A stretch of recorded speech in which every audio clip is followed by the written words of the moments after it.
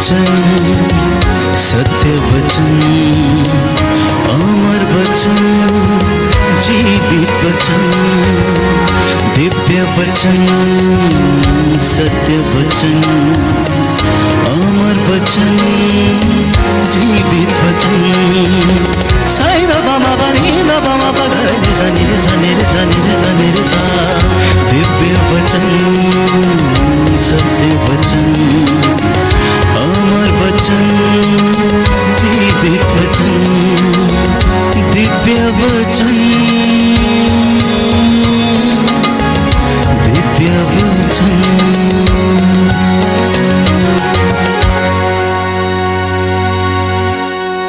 सबको जय यीशु की। मैं आज आप लोगों के साथ पश्चाताप के विषय पर मनन चिंतन करना चाहता हूं कि आखिर पश्चाताप क्या चीज है, किस तरह से प्रभु यीशु हमें चाहता है कि हम पश्चाताप करें। पाप के विषय में हम जानते हैं कि पाप ईश्वर की आज्ञा का उल्लंघन है। ईश्वर ने मूसा को 10 नियम दिए थे। अगर हम उन 10 नियमों का उल्लंघन करते हैं तो वो हमारे जीवन में पाप का रूप ले लेते हैं और हम अपराध बोध में रहते हैं।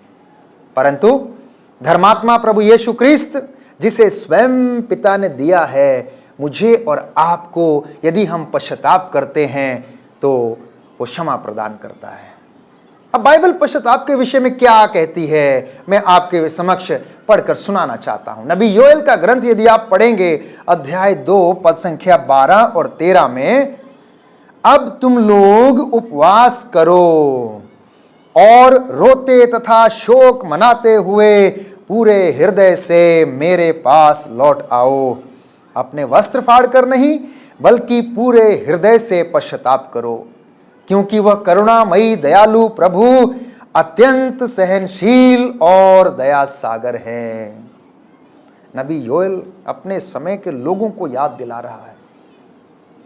शायद हम समझते हैं कि नबी योएल अपने समय के लोगों को याद दिलाता है, लेकिन यह जीवंत वचन प्रभु हमें रोज याद दिलाता है कि वस्त्र फाड़ कर नहीं परंतु उपवास करके तुम मेरे पास लौट आओ।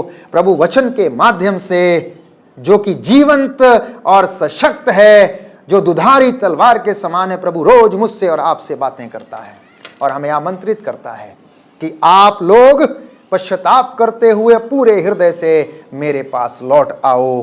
क्यों? क्योंकि मैं दया से भरपूर हूं, सहनशील हूं, जो कि देर नहीं करता है, वो हमें क्षमा करता है। यिर्मयाह नबी कहता है अध्याय 29 पद संख्या 12 और 14 में कि यदि तुम कष्ट में प्रार्थना करोगे और मुझे पुकारोगे तो मैं तुम्हारी प्रार्थनाओं को सुनूंगा और उत्तर दूंगा। यिर्मयाह नबी अपने ग्रंथ में अध्याय 33 पद संख्या 3 में कहता है कि मुझसे प्रार्थना कर और मैं सुनकर तुझे उन महान रहस्यों को मैं समझाऊंगा। दूसरा इतिहास अध्याय 7 पद संख्या 13 और 14 में प्रभु का वचन इस प्रकार से कहता है कि जब मैं आकाश को बंद कर दूंगा तो वर्षा नहीं होगी, टिड्डियों से देश को चाट जाने को कहूंगा, और उस वक्त यदि मेरी प्रजा विनय के साथ मुझसे प्रार्थना करेगी तो मैं स्वर्ग से उसकी पुकार को सुनूंगा, और यदि वो अपने कुमार्ग छोड़ देगी तो मैं उनके पापों को क्षमा करूंगा। ये प्रभु का वादा है जो नबियों के द्वारा उसने पुराने व्यवस्थान में अपनी प्रजा को बार बार इसके विषय में समझाया। लेकिन हम अपने अधर्म के कारण, अपने गलत कर्मों के कारण उस वचन को सुनने में और समझने में असमर्थ रहते हैं। प्रेरित चरित्र अध्याय 2 पद संख्या 38 प्रभु का वचन इस प्रकार से हमें याद दिलाता है कि आप लोग पश्चाताप करें और अपने पापों की क्षमा के लिए ईसा के नाम पर बपतिस्मा ग्रहण करें। अब आप कहेंगे फादर, हमने तो बपतिस्मा ग्रहण किया है, अब हमें और कौन सा बपतिस्मा ग्रहण करना है? इस विषय में मैं आपको याद दिला देना चाहता हूं कि जब जब हमें हमारे पापों की क्षमा मिलती है और हम पश्चाताप करते हैं, हम ईसा के नाम पर उस वक्त उस क्षण बपतिस्मा ग्रहण करते हैं और अपने पापों से छुटकारा पाते हैं। Every time when you confess, you are blessed and consecrated in the name of Jesus. अर्थात जब जब आप पश्चाताप करते हैं तो ईसा के नाम पर अपने बपतिस्मा को पुनः दोहराते और उसे ग्रहण करते हैं। स्तोत्र संख्या 32 पद संख्या 5। मैंने तेरे सामने अपना अपराध नहीं छिपाया, मैंने अपना दोष स्वीकार किया और मैंने कहा, हे प्रभु, मैं तेरे सामने अपना अपराध स्वीकार करूंगा। ये बात मुझे और आपको जानना अनिवार्य है कि यदि हम अपने जीवन में पश्चाताप करना चाहते हैं, क्षमा प्राप्त करना चाहते हैं, तो अपने अपराधों को प्रभु के सामने स्वीकार करना अनिवार्य है। जब हम उसे स्वीकार करते हैं तो हमें क्षमा मिलती है। अब किन बातों के लिए पश्चाताप करना है? आप एक साधारण सा सवाल मुझसे या किसी भी अन्य व्यक्ति से पूछ सकते हैं कि मैं पश्चाताप क्यों करूं? किस बात के लिए पश्चाताप करूं? मुझ में ऐसी कौन सी कमी है जिसके लिए मुझे पश्चाताप करना चाहिए? तो मैं स्वयं इसके विषय में सुक्ति ग्रंथ अध्याय 6 पद संख्या 16 में कुछ बातों को हमारे समक्ष रखता है जिनके लिए मुझे और आपको पश्चाताप करने की आवश्यकता है। मैं पढ़ के सुनाता हूं आपको। प्रभु 6 बातों से बैर रखता है और सबसे पहली बात, घमंड भरी आंखें। दूसरी बात, झूठ बोलने वाली जीभ। निर्दोष का रक्त बहाने वाले हाथ। कपटपूर्ण योजनाएं बनाने वाला हृदय। बुराई की ओर बढ़ने वाला पैर। असत्य बोलने वाला झूठा साक्षी और भाइयों में झगड़ा लगाने वाला व्यक्ति। ये प्रभु की बातें हैं। क्या ऐसा हमारे जीवन में नहीं होता? क्या ऐसा हमारे परिवार में नहीं होता? क्या हमारी कलीसिया में ऐसा नहीं होता? क्या हमारे समुदाय में ये सारी बातें नहीं हैं जिनसे प्रभु बैर रखता है? सुक्ति ग्रंथ स्पष्ट रूप से इस विषय में साक्ष्य देता है कि प्रभु 6 बातों से घृणा करता है, जिसे मैंने आपको पढ़कर सुनाया। घमंड भरी आंखें, झूठ बोलने वाली जीभ, बुराई की ओर बढ़ने वाला पैर और झूठा साक्षी, कपटपूर्ण योजनाएं बनाने वाला मनुष्य, निर्दोष का रक्त बहाने वाला हाथ। इन सारी बातों के लिए क्षमा मांगना, पश्चाताप करना अनिवार्य है, क्योंकि ये रोजमर्रा की जिंदगी में व्यक्ति के जीवन में प्रचलित हैं। उसे इन बातों के लिए क्षमा मांगना, इन बातों के लिए पश्चाताप करना है और उसे चंगाई मिलेगी। जब वो क्षमा मिलेगी, जब वो पश्चाताप करेगा, उसका रिश्ता परिवार के साथ, मित्रों के साथ, भाई बहनों के साथ, अपने हर एक मिलने जुलने वालों के साथ उसका रिश्ता अच्छा हो जाएगा, संबंध अच्छा हो जाएगा और पिता के साथ भी उसका संबंध फिर से नया हो जाएगा। अब आप पूछेंगे, प्रभु को यदि 6 बातें प्रिय नहीं लगती हैं तो कौन सी बातें प्रिय लगती हैं जिसके द्वारा हम उसके प्यार को हासिल कर सकें, उसकी चंगाई को हासिल कर सकें? मैं आपको बताना चाहता हूं। प्रवक्ता ग्रंथ अध्याय 25 पद संख्या 2 से 4 में प्रभु का वचन कहता है कि भाइयों का मित्र भाव, पड़ोसी का प्रेम और पति पत्नी का सामंजस्य प्रभु को अच्छा लगता है, जिसमें जीवन की सफलता का सार निहित है। भाइयों का मित्र भाव, पड़ोसियों का प्रेम, पति पत्नी का सामंजस्य, अर्थात पति पत्नी में प्यार और उनका आपसी तालमेल प्रभु को प्रिय है। क्योंकि यदि पति और पत्नी में प्यार रहेगा, उनमें तालमेल रहेगा, तो वो अपने परिवार को संस्कारिक शिक्षा दे सकते हैं, उनके साथ प्यार कर सकते हैं। जैसे प्रभु यीशु उनके परिवार का शीर्ष है, वे लोग भी कलीसिया में अपना योगदान दे सकते हैं। लेकिन प्रभु फिर से उसी अध्याय में एक और बात याद दिलाता है कि 3 प्रकार के लोगों से प्रभु घृणा करता है। और सबसे पहली बात, जो घमंडी दरिद्र है, मिथ्यावादी धनी, मूर्ख एवं व्यभिचारी बूढ़ा, इन 3 प्रकार के लोगों से प्रभु बैर करता है और ये अपने जीवन में कभी उन्नति नहीं कर सकते हैं। इसलिए हमें समझने की आवश्यकता है। प्रभु का वचन दुधारी तलवार है, ये दोनों तरफ से मारता है, दोनों तरफ से काटता है।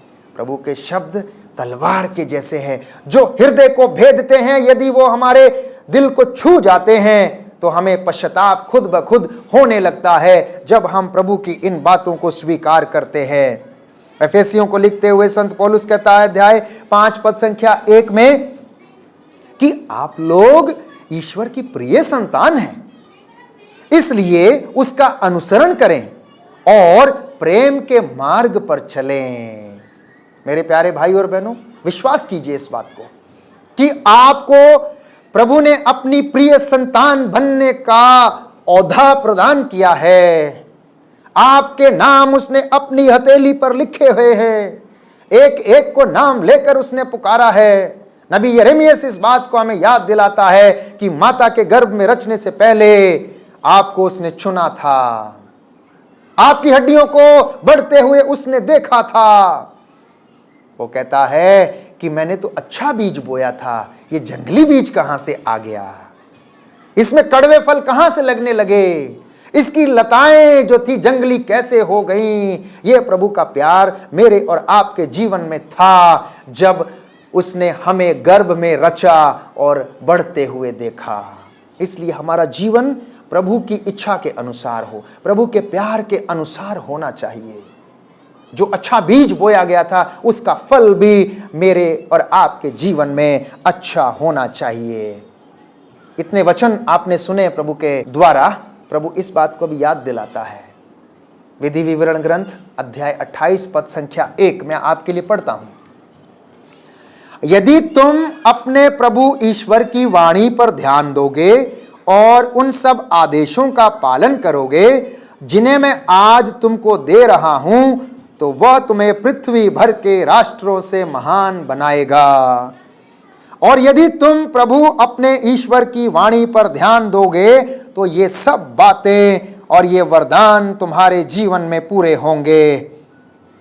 नगर में तुम्हारा कल्याण होगा, देहात में तुम्हारा कल्याण होगा, तुम्हारी संतान तुम्हारी भूमि की उपज, तुम्हारे पशुधन, तुम्हारी गायों और भेड़ बकरियों के बच्चों को आशीर्वाद प्राप्त होगा। तुम्हारी टोकरी और आटा गूंदने के पात्र को आशीर्वाद प्राप्त होगा। घर आने और घर से बाहर जाने पर दोनों समय तुम्हें आशीर्वाद प्राप्त होगा। यदि आप प्रभु का वचन सुनेंगे, उसकी वाणी पर ध्यान देंगे, तो प्रभु कहता है नगर में तुम्हारा कल्याण होगा, देहात में तुम्हारा कल्याण होगा, तुम्हारे गाय बैल पशु धन बकरी के बच्चों तक को प्रभु आशीर्वाद देगा। विश्वास करके देख लीजिए। प्रभु कहता है यदि आप लोगों को शक है तो परख कर देख लो कि प्रभु कितना भला है। ये बात आज के दिन में प्रभु हमसे बताना चाहता है। इतना ही नहीं प्यारे भाई और बहनों, एक दूसरी बात जो कि बहुत ही महत्वपूर्ण बात है, मलाकी के ग्रंथ में हम पढ़ते हैं अध्याय 2 पद संख्या 2 और 7 में, यदि तुम मेरी वाणी पर ध्यान नहीं दोगे, मेरे नाम का आदर नहीं करोगे, मेरी शिक्षा का ध्यान नहीं रखोगे, तो विश्व मंडल का प्रभु यह कहता है मैं तुम्हारी धन संपत्ति को अभिशाप दूंगा। इसलिए मेरे प्यारे भाइयों और बहनों, हमें प्रभु की शिक्षा को ना केवल पढ़ना, ना केवल सुनना, परंतु उसको समझना, हृदय में धारण करना, उससे प्यार करना अनिवार्य है और उस शिक्षा के अनुसार जीवन बिताना अनिवार्य है। अन्यथा प्रभु ये कहता है कि तुम यदि उस शिक्षा के अनुसार नहीं चलोगे तो तुम्हारी धन संपत्ति अभिषिप्त हो जाएगी। इसलिए प्रवक्ता ग्रंथ अध्याय 2 पद संख्या 13 में हमें फिर से याद दिलाता कि प्रभु हमें क्षमा करना चाहता है। वो दया और अनुकंपा से परिपूर्ण है। संकट के दिन वो हमें बचाता है। यिर्मयाह नबी लिखता है अपने ग्रंथ में अध्याय 31 पद संख्या 34 में कि मैं उनके अपराधों को क्षमा कर दूंगा और उनके अपराधों को कभी याद नहीं रखूंगा। अक्सर लोग ये सोचकर नहीं जाते हैं कि पुरोहित के पास अपराधों की क्षमा मांगने के लिए क्यों जाना है, मैं तो कोई पाप ही नहीं करता हूं। परंतु आप लोग ये जान लें और समझ लें कि ईसा ने जो दृष्टांत सुनाया नाकेदार और फरीसी के विषय में, फरीसी ने बलि वेदी के सामने तन कर खड़े होकर कहा, प्रभु मैं उपवास करता हूं, मैं प्रार्थना करता हूं, मैं दान देता हूं, इन सारी बातों को प्रभु मैं तुझे समर्पित करता हूं। लेकिन नाकेदार जो अपने आप को बहुत ही छोटा मानता, अपराधी मानता है, उसे ईश्वर की ओर आंखें उठाने तक का साहस नहीं था। उसने द्वार पर खड़े होकर कहा, हे प्रभु मुझ पापी पर दया कर। और ईसा ने अपने शिष्यों से कहा, तुम जानते हो कि किस व्यक्ति को पापों की क्षमा मिलेगी? वही बात मेरे और आपके जीवन में है। प्रभु कहता है, जो अपने आप को छोटा मानता है वो बड़ा बनाया जाता है। इसलिए पाप स्वीकार के संस्कार में उपस्थित होना मात्र हमें यह याद दिलाता है कि हम अपने आप को प्रभु के सामने छोटा बनाते और गलतियों और कमजोरियों को स्वीकार करते हैं। तब प्रभु हमें आशीर्वाद देता है। यिर्मयाह नबी अध्याय 36 पद संख्या 3 में हमें इस प्रकार से बताता है। प्रभु का वचन कहता है कि यदि हर मनुष्य अपने दुराचरण को त्याग दे तो मैं उनके दुष्कर्म और पापों को क्षमा कर दूंगा। इतना ही नहीं, अगर हम अपने जीवन में दुष्कर्मों को, पापों को त्याग देते हैं तो सुनिए प्रभु का आशीर्वाद किस तरीके से हमारे जीवन में आता। निर्गमन ग्रंथ अध्याय 34 पद संख्या 7 में वो कहता है, वो 1000 पीढ़ियों तक अपनी कृपा हमारे ऊपर बनाए रखता है, बुराई और अपराध को वो क्षमा करता है। यदि हम उसकी वाणी पर ध्यान देते हैं, उसकी शिक्षा को अपने जीवन में आत्मसात करते हैं तो वो हमारे जीवन में आशीर्वाद देता है। इसलिए क्रिस्त में मेरे प्यारे भाइयों तथा बहनों, हमें अपने जीवन में पापों की क्षमा के लिए पश्चाताप करना अनिवार्य है। और जब हम पश्चाताप करते हैं तो प्रवक्ता ग्रंथ अध्याय 17 पद संख्या 20 से 21 में प्रभु हमें इस तरह याद दिलाता है कि ईश्वर पश्चाताप करने वालों को अपने पास पुनः लौटने देता है। और जब हम पश्चाताप करते हैं तो उससे हमारे पाप मिट जाते हैं, पहली बात। दूसरी बात, ईश्वर से हमारा मेल मिलाप हो जाता है। तीसरी बात, हम अपने आध्यात्मिक और सांसारिक जीवन में उन्नति करने लगते हैं। चौथी बात, हमारे जीवन में और परिवार में शांति की स्थापना होती है। और पांचवी बात, एक दूसरे से हमारा संबंध अच्छा हो जाता है जब हम पश्चाताप करने लगते हैं। इसलिए परिवार में यदि किसी का झगड़ा या मनमुटाव होता है तो उसे ज्यादा दिन तक पनपने ना दें। ईश्वर के सामने एक दूसरे को क्षमा करें, जिससे कि आपका संबंध एक दूसरे के साथ अच्छा हो जाए, आप एक दूसरे को प्यार करने लगें और ईश्वर भी आपको क्षमा करे। अनेक उदाहरण मैं आपको दे सकता हूं बाइबल से, जिन्होंने पश्चाताप किया और ईश्वर की क्षमा को उन्होंने प्राप्त किया। हम देखते हैं कि पेतरुस, जो प्रभु के साथ इतने वर्षों तक रहा, उसके साथ खाता पीता था, उठता था, सेवकाई करता था, लेकिन वो अपनी कमजोरी में उसने ईसा को छोड़ दिया, त्याग दिया। लेकिन अंत में वो पश्चाताप करके लौट के वापस आया और देखिए कि ईश्वर ने, स्वयं प्रभु यीशु ने उसे ऐसा औधा प्रदान किया और अपनी जगह उन्होंने उसको प्रदान की। लेकिन दूसरी तरफ यूदस इस्करियोती, वो पश्चाताप करने में असमर्थ रहा और उसने अपने जीवन को जाकर नष्ट कर लिया। उड़ाऊ पुत्र के विषय में हम जानते हैं, जब उसे होश आया तो वो पश्चाताप करते हुए लौटा और कहने लगा, मैंने पिता ईश्वर और अपने पिता के विरुद्ध पाप किया है, मैं आपका बेटा कहलाने के योग्य नहीं हूं, इसलिए मुझे क्षमा कर दीजिए। और उसे क्षमा प्रदान की गई। पापिन स्त्री, जो कि स्वयं प्रभु के पास उसके चरणों में बैठी रही, और उससे प्रभु ने पूछा, क्या किसी ने तुझ पर पत्थर नहीं मारा? उसने कहा, नहीं। जा, मैं भी तुझे पत्थर नहीं मारूंगा, अब से उस गंदगी में लौटकर दोबारा मत जाना। मरियम मगदलेना यीशु के पैरों को अपने आंसुओं से धोती रही और अपने केशों से वो पोंछती रही, और उसको प्रभु ने क्षमा किया। उसके असंख्य पापों के लिए उसको क्षमा प्रदान किया गया। निनवे शहर के लोगों ने टाट ओढ़कर, माथे पर राख लगाकर उपवास के साथ प्रार्थना की, पश्चाताप किया और प्रभु ने निनवे शहर को बख्श दिया, उसे छोड़ दिया, उनको क्षमा प्रदान कर दी और उनके ऊपर कहर नहीं ढाया। ये बात प्रभु मुझे और आपको सिखाना चाहता है। इसलिए प्रभु हमें बार बार इस बात को याद दिलाता है जब हम पाप में गिर जाते हैं। प्रकाशना ग्रंथ अध्याय 2 पद संख्या 5, इस पर विचार करो कि तुम कितने ऊंची जगह से नीचे गिर गए हो।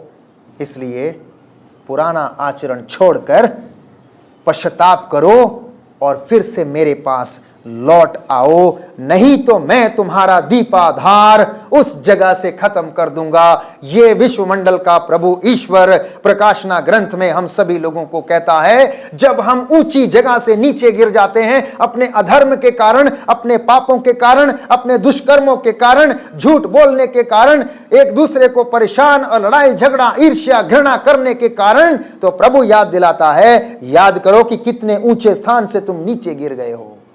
पुराना आचरण छोड़ो, लौटकर चले आओ मेरे पास, अन्यथा मैं तुम्हारा दीपाधार उस जगह से मैं हटा दूंगा और खत्म कर दूंगा। यह विश्वमंडल के प्रभु का कहना है। इसलिए मेरे प्यारे भाई और बहनों, आप लोग इस बात से भली भांति परिचित हो जाएं प्रभु के इस वचन से कि जब तक हम अपने पापों को स्वीकार नहीं करते हैं, पश्चाताप नहीं करते हैं, तो प्रभु हमें क्षमा नहीं करेगा। आज के वचन जो हमने सुने हैं उसके लिए हम प्रभु से सामर्थ्य मांगें, हम पश्चाताप करें। अरे छोटी छोटी बात के लिए, अपने जीवन में जो कमी है, कमजोरी के लिए प्रभु से क्षमा मांगें, क्योंकि पश्चाताप करना ये कोई ऐसी बात नहीं है जो कि आज हम चाहें और हो सकता है। जब तक परमेश्वर वरदान ना दे, जब तक पवित्र आत्मा प्रेरणा ना दे, तब तक कोई भी व्यक्ति पश्चाताप नहीं कर सकता है, वो ईश्वर के पास लौट कर नहीं आ सकता। इसलिए पवित्र आत्मा की प्रेरणा हम मांगें कि प्रभु हमें पश्चाताप करने का वरदान प्रदान करे। आइए हम प्रार्थना करेंगे। सर्वशक्तिमान शाश्वत ईश्वर, प्रभु यीशु जिंदे खुदा जीवित परमेश्वर, हम आपकी आराधना करते हैं, आपकी महिमा गाते हैं।